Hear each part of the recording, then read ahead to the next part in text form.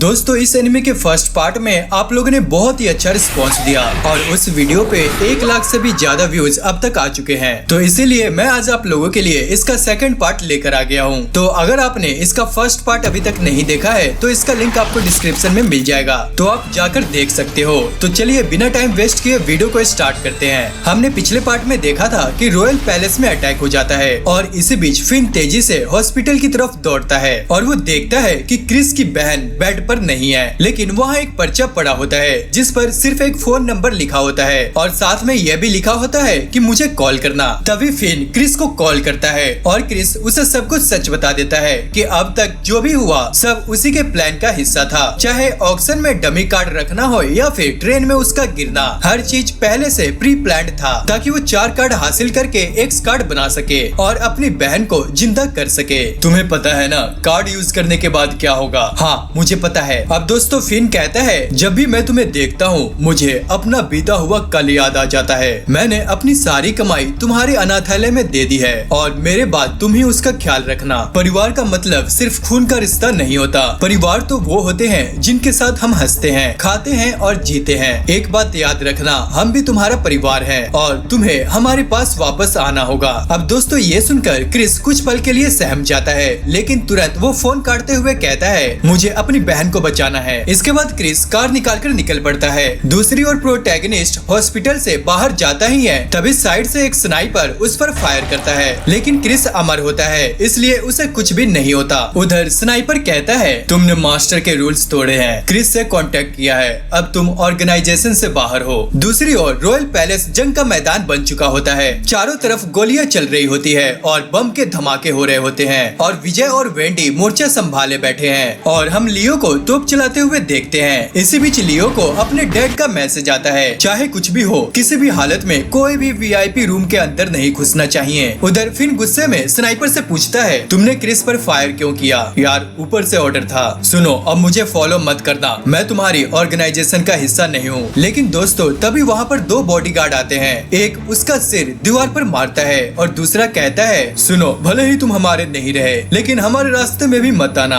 अब इधर Chris police barricade देखता है और तुरंत यू टर्न ले लेता है, पर तभी उसे ऑफिसर और चेल्सी पकड़ लेते हैं। ऑफिसर कहती है ये हमारे साथ जाएगा, लेकिन तभी क्रिस हथकड़ी तोड़कर वहाँ से भाग जाता है और उनकी गाड़ी चुराकर वहाँ से आगे बढ़ जाता है। तभी गार्ड्स फायरिंग शुरू कर देते हैं और ऑफिसर भी पीछा करने लगती है। इसी दौरान एक बहुत बड़ा गड्ढा होता है और वहाँ पर बैन प्रकट होता है और वो क्रिस से कहता है तुमने ऑर्गेनाइजेशन से धोखा किया है, हमारे कार्ड्स चुराए हैं तुमने, लेकिन एक बात याद रखना जो कर रहे हो सोच समझ कर करना और अपने दिल की ही सुनना। अब क्रिस उसे नजरअंदाज करता है और वहाँ से आगे बढ़ जाता है। तभी दोस्तों हम आगे बटलर को देखते हैं, वो फिन से कहता है कि उसके सूट में ट्रैकर लगा हुआ है इसलिए वो हमेशा उसकी लोकेशन जानता था। वही नाइट फिन की कार डिस्ट्रॉय कर देती है, लेकिन चेल्सी अपने मैजिक से उसे बचा लेती है। उधर दूसरी तरफ लियो पैलेस में मिसाइलें से तबाही मचा रहा होता है और अपने डैड से कहता है ये काम खत्म होते ही मैं क्रिस और फिन को ढूंढने जाऊंगा। इधर क्रिस अपनी बहन को अम्यूजमेंट पार्क ले जाता है। मिशेल का सपना था कि वो बड़े वाले झूले से पूरे शहर को देखे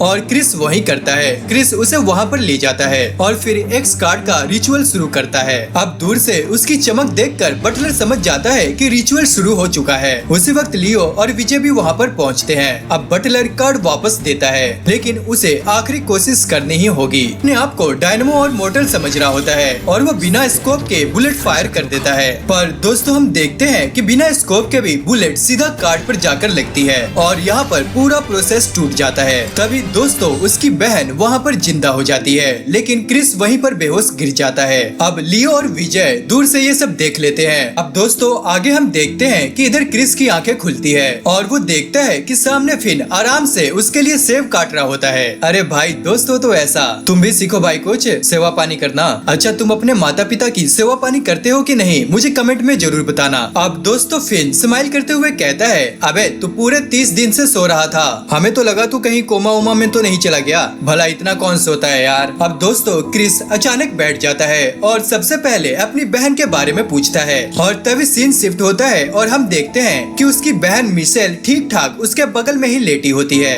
अब दोस्तों असल में जब क्रिस ने एक्स कार्ड का रिचुअल किया था तो वो पूरा नहीं हो पाया था और आधा ही रिचुअल हुआ था, जिससे मिशेल की जान तो बच गई लेकिन आधा पूरा होने से पहले ही क्रिस ने खुद गोली चला दी, क्योंकि वो दोनों में से किसी एक को भी खोना नहीं चाहता था। उसने सोचा सेब की तरह दोनों को आधा आधा बचा लूं। इसके बाद दोस्तों बताया जाता है कि पूरे शहर में जो मार्शल लॉ लगा हुआ था वो अब हट चुका है। वहीं दूसरी तरफ हम चेल्सी को देखते हैं जो एक रेस्टोरेंट में काम कर रही होती है। वहीं मिशेल की हालत अब पहले जितनी क्रिटिकल नहीं रही और क्रिस के बचने के पीछे उसकी इमोर्टेलिटी पावर भी बड़ी वजह हो सकती है। लेकिन दोस्तों हम देखते हैं कि नियम तोड़ने की सजा भी क्रिस को मिलती है। अब उसे जिंदगी भर फिन का जूनियर बनकर रहना होगा। भाई क्या सजा मिला है यार इसे। चलो कोई बात नहीं। अब दोस्तों आखिरी सीन में हमें एक और बड़ा ट्विस्ट मिलता है। प्रोटैगनिस्ट के सपनों में जो रहस्यमयी वॉरियर आता था वहीं अब असली दुनिया में प्रकट होकर नाइट को मार देता है। अब हम बटलर को देखते हैं, उसे एक जरूरी मिशन के लिए कॉल आता है। अब दोस्तों सीन शिफ्ट होता है एक मिलिट्री प्लेन में और वहाँ पर हमारे चारों हीरो तैयार खड़े होते हैं और उनका नया टारगेट होता है Jack of Hearts, Sky Dancer Jason. और उसकी ताकत इतनी बढ़ चुकी होती है कि वो हवा में भी बिजली से भी तेज उड़ता है, यानी उसे हराने के लिए इन्हें आसमान में ही उसका सामना करना होगा। अब दोस्तों ये सब सुनकर सब जोश में आ जाते हैं। आज तो मिशन मैं ही पूरा करूंगा, देख लेना तुम सब। अबे पागल वागल हो गया क्या? तेरे पास स्काई ड्राइविंग की ट्रेनिंग है? बड़ा या मैं ही मिशन पूरा करूंगा। अरे क्या करना है भाई, बस पंखे फड़फड़ाने हैं। साले चिरकुट, इस हाइट से अगर तू कूदा तो तेरी लाश भी ना मिले। तभी दोस्तों बटलर उन्हें जंप के लिए ऑर्डर देता है। विंडी, विजय और लियो तुरंत कूद जाते हैं, लेकिन फिन यहाँ पर थोड़ा हिचकिचाता है। पर तभी दोस्तों क्रिस मस्ती से उसे धक्का दे देता है। अब दोस्तों इसके बाद हम अगले सीन में देखते हैं कि हमारा प्रोटैगनिस्ट अपने कैफे में बैठा हुआ हॉट डॉग खा रहा होता है। तभी बाहर क्रिस गाड़ी में उसका इंतजार करता दिखता है। अब दोस्तों यहाँ पर हंसी मजाक स्टार्ट हो जाती है। अरे सर, आपने तो मुझे झाड़ू पोछा करना सिखा दिया, अब लड़की भी पटाना सिखा दो। अबे तेरे मुंह से ये बातें अच्छी नहीं लगती। तभी दोस्तों ये लोग सिक्योरिटी चेक करा के आगे बढ़ते हैं। भाई यहाँ इतनी सिक्योरिटी क्यों है? अरे तुम्हें नहीं पता, आज प्रिंस डायलन का फ्यूनरल है। और दोस्तों सच में चारों तरफ सिर्फ प्रिंस डायलन की ही खबरें चल रही होती है। उधर बैन इस सब को बड़े आराम से देख रहा होता है और अपनी टेबल पर आराम से अंगूर भी खा रहा होता है। अब दोस्तों सबको बस यही इंतजार था कि डायलन के बाद उसकी लेगेसी कौन संभालेगा। आगे दोस्तों हम क्रिस को झाड़ू लगाते हुए देखते हैं और बेचारा झाड़ू लगाते लगाते बहुत ही ज्यादा थक चुका होता है और वो गुस्से में झाड़ू फिन को थमा देता है। अरे यार तू ही कर ये सब, मुझसे नहीं होता यार। अब दोस्तों फिर से इन दोनों की बहस स्टार्ट हो जाती है। इधर दोस्तों ये लोग सोच रहे होते हैं कि बटलर कहाँ गया। अब मैंडी उन्हें बताती है शायद वो प्रेसिडेंट के पास गए होंगे। अब दोस्तों सीन शिफ्ट होता है रॉयल पैलेस की ओर, जहाँ मेन नोबल के पास प्रेसिडेंट और स्नाइपर आते हैं। जब बिखरे कार्ड्स ने अपने अपने होल्डर्स को चुना तो चारों तरफ सिर्फ तबाही मच गई। क्राइम बहुत बढ़ चुका है, इसलिए मैं चाहता हूँ कि तुम्हारी ऑर्गेनाइजेशन पिनोसे का सिर्फ एक ही मकसद होना चाहिए, जितनी जल्दी हो सके सारे कार्ड्स इकट्ठा करो और उन्हें रॉयल फैमिली तक पहुँचाओ। और हाँ याद रखना, क्योंकि जनवरी में नया राजा चुना जाएगा। अब दोस्तों ये सुनकर प्रेसिडेंट और स्नाइपर वहाँ से निकल जाते हैं, पर तभी लियो उनके पास आता है। स्नाइपर कहता है सुनो, जो देना है मुझे ही तुम दे दो। पर दोस्तों लियो थोड़ा तीखे लहजे में प्रेसिडेंट से कहता है सुनिए, अगर आप हमसे नाराज ही है तो साफ साफ बोल दीजिए। असल में दोस्तों प्रेसिडेंट नाराज था क्योंकि ये लोग बहुत धीरे धीरे कार्ड्स इकट्ठा कर रहे थे। पर दोस्तों तभी स्नाइपर कहता है सुनो, ये बक्सा मुझे दे दो, मुझे कार्ड संभालने की जिम्मेदारी दी गई है। आगे दोस्तों हम 3 प्रिंसेस को जाते हुए देखते हैं और इन्हीं तीनों में से कोई एक आगे चलकर राजा बनने वाला है। अच्छा सुनो, बाकी का काम तुम्हें बटलर समझाएगा। तभी दोस्तों सीन शिफ्ट होता है और हम देखते हैं कि भारी पुलिस फोर्स एक घर के अंदर घुसती है और असल में वो किसी को पकड़ने आए हुए थे, लेकिन वो पहले ही निकल चुका था। अच्छा सुनो, किंग के असैसिनेशन में बैन का बड़ा रोल है, हम उसे क्यों नहीं पकड़ते? कड़वा सच ये है, अगर किसी भी मामले में कार्ड्स इन्वॉल्व हो गया तो हम उसमें कदम नहीं रख सकते। पर दोस्तों उसी वक्त एक जबरदस्त ब्लास्ट होता है और ब्लास्ट में कैप्टन बेहोश हो जाता है। अब ऑफिसर उसे खींचते हुए आगे बढ़ती है, लेकिन तभी उसके सामने एक लड़की खड़ी होती है और ऑफिसर वहीं पर बेहोश हो जाती है। तभी दोस्तों सीन शिफ्ट होता है एक ऑर्फनेज की ओर, जिसे फिर से बचाया जा रहा था और ये देखकर फिन को वो दिन याद आ जाता है जब यहाँ आग लगी हुई थी। तभी लिंसी उससे मिलने आता जाता है और वो बताता है कि सैम और बाकी बच्चे अब बहुत खुश है और जब ये ऑर्फनेज पूरा बन जाएगा तो सब यहाँ लौट आएंगे। अब लिंसी आगे कहता है, हमारी न्यूज सुनकर एक एंटरप्रेन्योर ने हमारी मदद की है, उसने जमींदार से जमीन खरीद ली। अब फिन स्माइल करते हुए कहता है, अरे ये तो मैं करने वाला था यार। अच्छा मैं सोच रहा हूँ नाम सनफील्ड से बदलकर एप्पल फील्ड रख लेता हूँ। फिर वो बताता है कि मदद करने वाला वही आईटी कंपनी का फाउंडर है जो फिन का पहला कस्टमर भी था और जिसे फिन ने अपनी पहली गाड़ी भी बेची थी।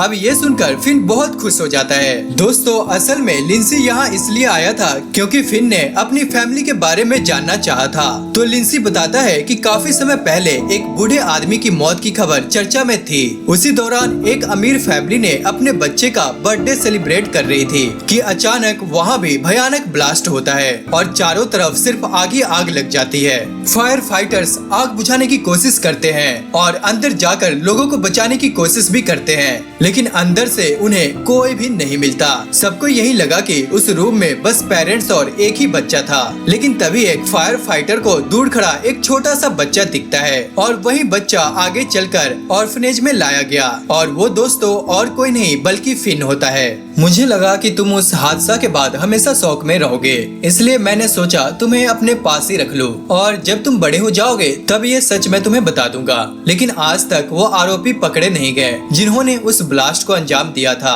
और केस वहीं ठंडा पड़ गया। अब दोस्तों ये सुनकर फिन थोड़ा इमोशनल तो होता है लेकिन खुश भी होता है कि आखिरकार उसे अपनी कहानी का सच मिल गया। वह बस में बैठा यही सोच रहा होता है कि पक्का इस सब का कोई न कोई कनेक्शन एक्स कार्ड से जरूर है। पर दोस्तों तभी वहाँ पर क्रिस की कॉल आती है, सॉरी भाई तेरी छुट्टी मैंने खराब कर दी, लेकिन तुम्हारे ऑर्फनेज के पास वाले गार्डन में एक मॉन्स्टर दिखा है और लोग कह रहे हैं कि ये कोई येती या कोई बिग फुट जैसा है। तभी दोस्तों वहाँ पर ब्लास्ट होता है और अब असली सच सामने आता है। ये कोई येती नहीं बल्कि एक विशालकाय गोरिल्ला होता है जिसके पास 6 ऑफ हार्ट्स कार्ड था और उसकी पावर ये थी कि वो किसी भी जानवर में ट्रांसफॉर्म हो सकता है। तभी दोस्तों आगे हम क्रिस को देखते हैं जो उसे जंगल में ढूंढ रहा होता है, पर तभी गोरिल्ला भेड़िया बनकर उस पर अटैक करता है। अब क्रिस यहाँ पर घायल हो जाता है और जब भेड़िया उसे मारने ही वाला होता है तभी फिन वहाँ पर पहुँच जाता है। अब फिन उसका पीछा करते करते वैली में पहुँचता है, लेकिन वहाँ एक नाइट पहले से मौजूद था। वो नाइट उस मॉन्स्टर को मार देता है और कार्ड भी ले लेता है। अब दोस्तों यहाँ पर फिन की रूह कांप जाती है क्योंकि ये वही नाइट था जिसने फिन की पूरी फैमिली को तबाह कर दिया था और यही नाइट उसके सपनों में बार बार आता था। तभी दोस्तों हम नाइट को देखते हैं जो अपनी तलवार को घुमाता है और आधी जमीन हिल जाती है। ये देखकर क्रिस और फिन वहाँ से जान बचाकर भागते हैं, लेकिन तभी वहाँ एक अनजान लड़का सामने आता है और वो नाइट से कहता है, यहीं रुको, तुम बस एक दुखी आत्मा हो जो हर किसी के लिए दर्द और तबाही लेकर आता है। तभी दोस्तों उसके पीछे एक लड़की भी आ जाती है और ये देखकर नाइट एक जबरदस्त चीख निकालता है। तभी दोस्तों सीन शिफ्ट होता है कैफे पर। तभी दोस्तों क्रिस सभी को बताता है कि आज वो नाइट से मिला जो फिन के सपनों में आता था और बाकी सभी ये सुनकर चौंक जाते हैं। तभी वहाँ पर चेल्सी आती है, सबको खाना सर्व करती है और पूछती है वैसे फिन कहाँ है। लेकिन दोस्तों हम फिन को एक कोने में देखते हैं जो चुपचाप बैठे हुए अपने कार्ड को घूर रहा होता है। दोस्तों वो इसलिए करता है क्योंकि उसका पूरा कॉन्फिडेंस अब पूरी तरह से टूट चुका था। उधर दूसरी तरफ हम बैन को जेनोन से बात करते हुए देखते हैं। जेनोन तुम्हें पता है ना दुनिया बदलने वाली है। हाँ भाई बहुत मजा आने वाला है। अगली सुबह दोस्तों हम एक बच्ची को फूलों का गुलदस्ता लेकर सड़क पर चलते हुए देखते हैं और अचानक वो वैन के सामने आ जाती है। तभी ड्राइवर घबरा जाता है और कार पलटने ही वाला होता है, लेकिन तभी एक लड़का फ्लैश जैसी स्पीड से आता है और उस बच्ची को बचा लेता है। अब सब लोग यहाँ पर हैरान रह जाते हैं, भाई ये फ्लैश कहाँ से आ गया इसमें। तभी दोस्तों हमें पता चलता है कि ये लड़का और कोई नहीं बल्कि सोनिक मूव है। लोग उसे हीरो की तरह ट्रीट करते हैं। उधर दूसरी तरफ हम क्रिस को मिशेल से बात करते हुए देखते हैं। मिशेल बताती है कि चेल्सी ने इंस्टाग्राम पर एक नई दुकान के बारे में पोस्ट किया है और वो चाहती है कि क्रिस उसके साथ वहाँ चले। ठीक है, पर जब तुम पूरी तरह से ठीक हो जाओगी तब मैं तुम्हें वहाँ ले चलूंगा, मैं तुमसे प्रॉमिस करता हूँ। और दोस्तों मिशेल स्माइल करती है और अपने भाई को थैंक्स कहती है, भाई अगर तुम ना होते तो मैं आज जिंदा नहीं होती। तभी दोस्तों सीन शिफ्ट होता है फिन की ओर। जो अब भी उस नाइट के सदमे से बाहर नहीं आया था। तभी दोस्तों वहाँ पर क्रिस उसके पास आता है। सुनो, हमारा अगला मिशन है क्वीन ऑफ हार्ट्स को पकड़ना, और ये कार्ड है सोनिक मूव के पास। उसके पास स्पीड की ताकत है, लेकिन हैरानी की बात यह है कि कार्ड होने के बावजूद भी उसने कोई भी क्राइम नहीं किया, उल्टा उसने मासूमों की जान ही बचाई है। वो सब ठीक है, लेकिन जो भी हो हमें ये कार्ड लेना ही होगा, आखिर रॉयल फैमिली का ये ऑर्डर है। अब दोस्तों इसके बाद वो दोनों एयरपोर्ट की ओर निकलते हैं। इधर ऑफिसर नाइट पर रिसर्च कर रही होती है। उसे क्लोंडिक फैमिली के कई नए डॉक्यूमेंट्स मिलते हैं, लेकिन फिर भी कोई ठोस सुराग नहीं मिलता। तभी उसे एक फाइल मिलती है जिसमें आरिस नाम की लड़की का जिक्र था, और उसकी एज सिर्फ 13 साल थी, और 1 साल पहले ही एक बम धमाके में वो मारी गई। वहीं दोस्तों दूसरी ओर क्रिस और फिन आखिरकार उस जगह पहुंचते हैं जहां सबसे पहले 52 कार्ड्स गिरे थे। अब क्रिस बताता है कि इस जगह को लोग मैजिक रोज कहते हैं, क्योंकि ये सबके लिए एक धार्मिक स्थल जैसा है। भाई सुन, ये तो कार्ड अच्छे कामों के लिए इस्तेमाल कर रहा है, तो हम ये कार्ड क्यों छीने उससे? अबे आखिर में ये भी अपने पर्सनल कार्ड के लिए कार्ड यूज कर रहा है, और हमें ऑर्डर्स मिले हैं कि कार्ड्स हर हाल में लेकर आना है, तो भाई हमें तो ऑर्डर फॉलो करना ही होगा। तभी दोस्तों हम एक गुंडे को देखते हैं जो एक मासूम लड़की को परेशान कर रहा होता है। अरे भाई रुक, मैं जाता हूँ इस बार, वरना कहीं तो इस लड़की को भी मार ना डाले। ऐसे कैसे भाई, मैं कर लूंगा यार, रुक जा। अरे नहीं भाई, मुझे करने दे ये। अब दोस्तों फिर से इन दोनों की बहस शुरू हो जाती है। तभी दोस्तों दूर से एक शख्स उस लड़की को लेकर जाने लगता है। तभी दोस्तों फ्लैश जैसी स्पीड से हम एक बंदे को आते हुए देखते हैं, और वो और कोई नहीं बल्कि सोनिक मूव होता है। वो उस लड़की को बचा लेता है और सीधा उसकी मम्मी की तरह उसकी केयर करने लगता है, और ये देखकर लड़की इम्प्रेस हो जाती है। साथ ही भीड़ भी उसके चारों तरफ जमा होकर उसकी वाहवाही करने लगती है। अब दोस्तों ये देखकर फिन और क्रिस दोनों हैरान हो जाते हैं, भाई ये क्या चल रहा है यहाँ। अब दोस्तों इसके बाद वो दोनों डिसाइड करते हैं कि वो अलग अलग रास्ते पकड़कर सोनिक मूव को ढूंढेंगे। उधर ऑफिस के नीचे मास्टर और स्नाइपर दिखाई देते हैं। उनके पास 52 कार्ड में से बस 19 कार्ड ही बचे थे, यानी काम अभी बहुत बाकी है। फिन शहर भर में सोनिक को ढूंढता फिरता है, लेकिन उसके हाथ कुछ नहीं आता। दूसरी ओर क्रिस मूर्ति के पास खड़ा सोच रहा होता है कि शायद उसे लियो के साथ मिलकर प्लान बनाना पड़ेगा, पर तभी अचानक वो खांसने लगता है और वहाँ पर सोनिक मूव प्रकट हो जाता है। इधर फिन जादूगर जैसे कपड़े पहने एक लड़के को देखता है, और वो लड़के से पूछता है, सुनो भाई, तुम ये कॉस्ट्यूम उस जादूगर की याद में पहनते हो ना, जिसने राजा की मदद की थी। अरे तुम्हें जो कहानी सुनाई गई है वो परियों की कहानी है, असली सच कुछ और ही है। फिर वो उसके बाद असली राज खोलता है। असल में एक्स कार्ड राजा ने नहीं बल्कि 52 सोल्जर्स ने इस्तेमाल किया था, और ये कार्ड जादूगर ने बनाया था, जिसमें राजा की ताकत और एबिलिटी कैद थी। इसका इस्तेमाल सिर्फ घुसपैठियों को भगाने के लिए किया जाना था, लेकिन समय के साथ कहानी बदल दी गई और सबको यही बताया गया कि राजा ने एम्पायर को बचाया। अब दोस्तों फिर यहाँ पर चौंक जाता है, लेकिन जब वो पीछे से उस लड़की का पीछा करता है तो बाहर निकलते ही देखता है कि वो रहस्यमयी लड़का अचानक गायब हो चुका है। अब इसके बाद दोस्तों हम फिन को शहर के सेंटर में देखते हैं, जहाँ लियो और विजय आते हैं। लियो पूछता है क्रिस कहाँ है। विजय बताता है कि कार्डल में एक हादसा हुआ है, शायद क्रिस वही होगा। दूसरी तरफ क्रिस का पाला सोनिक से पड़ चुका होता है। सोनिक आराम से मैकडिक की पूरी मील खा रहा होता है, और बस क्रिस गुस्से में उसे देख रहा होता है और उससे जलने लगता है। तभी सोनिक उसका मजाक उड़ाते हुए कहता है, अच्छा सुनो, ये पावर मुझे उस जादूगर के लाला ने तोहफे में दी है, जो तुम कभी छीन नहीं सकते, और मैं इसे समाज की सेवा में लगाऊंगा। तभी दोस्तों क्रिस गुस्से में गन निकालता है, लेकिन सोनिक पलक झपकते ही उसकी गन को पकड़ लेता है। तभी दोस्तों एक खबर आती है कि कैथेड्रल में एक बड़ा हादसा हुआ है। अब दोनों मौके पर पहुंचते हैं और वो देखते हैं कि अंदर अब भी बहुत लोग फंसे हुए होते हैं। सुनो, नीचे वाले फ्लोर में भी लोग फंसे हुए हैं। सुनो, संभल कर जाना, जान भी जा सकती है। भले ही तुम तेज हो, लेकिन मैं अमर हूँ। इसके बाद दोस्तों दोनों मिलकर बहादुरी से एक एक करके लोगों को निकालने लगते हैं। यहाँ तक कि क्रिस एक बिल्ली का बच्चा भी बचा लेता है, और ये देखकर सोनिक स्माइल करता है, भाई तुमने पहला टेस्ट पास कर लिया है, आज से तुम मेरे साथी हो। तभी दोस्तों हम देखते हैं कि अचानक से जमीन खिसक जाती है। तभी सोनिक क्रिस को बचाने आता है और बिल्ली को पहले बाहर फेंक देता है ताकि उसकी जान बच जाए। वहीं दूसरी तरफ बाहर विजय सबको बताता है कि क्रिस का सिग्नल आना बंद हो गया है। अब फिन और उसके साथी भागते हुए क्रिस तक पहुंचते हैं और देखते हैं कि उसकी बॉडी पूरी तरह से जख्मी थी और उसका कार्ड बहुत धीमा हील कर रहा था, पावर्स भी खत्म हो रही थी। तभी फिन जोर से चिल्लाता है, सोनिक। तभी दोस्तों सोनिक तुरंत आता है और क्रिस को स्पीड में उठाकर हॉस्पिटल पहुंचा देता है। अब दोस्तों लियो पूछने ही वाला था कि ये सोनिक आखिर है कौन। सुनो, तुम्हारे दोस्त को हॉस्पिटल पहुंचा दिया गया है। इधर दोस्तों हम दूसरी तरफ स्टिल्ट नाम के एक लड़के को देखते हैं जो बुरी तरह से हाफ रहा होता है। चिंता मत करो, तुम बहुत जल्द ठीक हो जाओगे। असल में दोस्तों ये बेन का साथी था जो उसकी उम्मीदों पर खड़ा उतरना चाहता था। ये लोग डरे हुए थे क्योंकि जेनॉन देश में वापस आ चुका था और वहीं इन लोगों ने ब्लैक नाइट को भी कैद कर रखा था। हॉस्पिटल में डॉक्टर लगातार क्रिस का इलाज कर रहे थे। हीलिंग इतनी स्लो क्यों हो रही है? कहीं ये एक्स कार्ड इस्तेमाल करने का नतीजा तो नहीं? तभी दोस्तों आगे हम बटलर को देखते हैं जो बताता है कि क्रिस की आंखें अब खुल चुकी है और वो अब खतरे से बाहर है, लेकिन पूरी तरह ठीक होने में वक्त लगेगा। और उसकी बॉडी में कुछ ऐसे भी लक्षण दिखे हैं जो उसकी बहन की बॉडी में भी थे। इसी के साथ दोस्तों इस एनिमे का सीजन 1 यहीं पे खत्म होता है। और अगर आप चाहते हो कि मैं इसका नेक्स्ट सीजन एक्सप्लेन करूं तो मुझे कमेंट करके जरूर बताना। और हाँ, वीडियो अच्छी लगी तो चैनल को सब्सक्राइब जरूर करना। तो मिलते हैं नेक्स्ट वीडियो में।